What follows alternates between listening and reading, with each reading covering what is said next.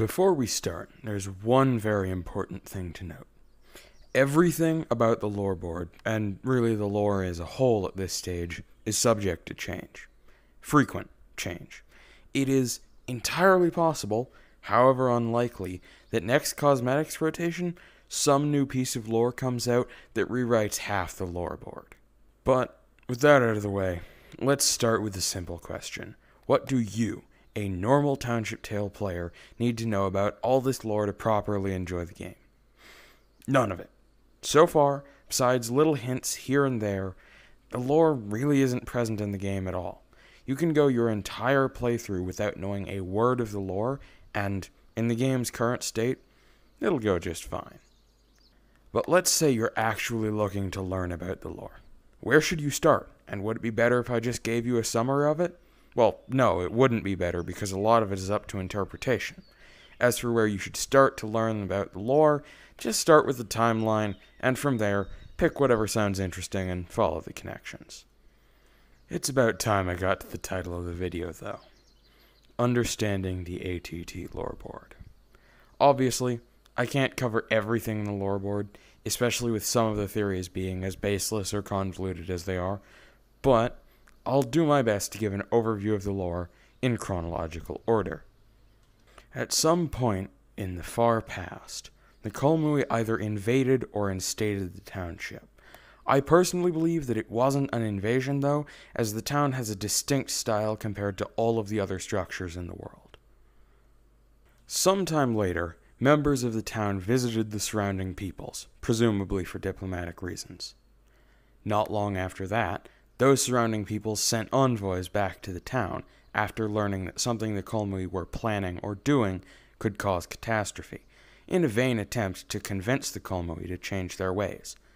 These envoys seemed to be members of the Kolmui, though, as opposed to the neighboring peoples. According to the timeline, the envoys also asked the town leaders to give them information about their soul power, but all of the information I can find is unclear on what that is and who had such power, with the only direct mention of a power of the soul being in the Blight Ripper set, so take this event with a grain of salt.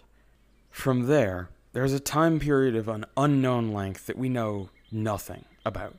The only possibility for what could have happened during this time is to do with the ritual, which we already have very little information about, and until we get more, we can't pin down its purpose or place in the timeline.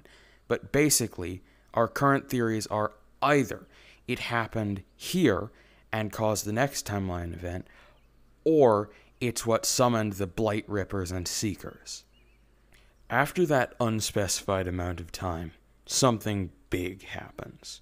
Across the lore board, it's referred to as the Big Bad, or the event, but certain information leads us to believe that they're two separate things, the Big Bad being a concept thing or entity that predates the event, and the event being just that, an event. The problem is, we have very little information about either one, and all we can really say is that there's likely a link between them and the creation of phantoms, Goteras, and Turabatas. My personal theory is that the Big Bad is either closely related to or is the ritual and is responsible for the event, which is the creation of phantoms, Goteras, and Turabatas, as well as likely some other stuff.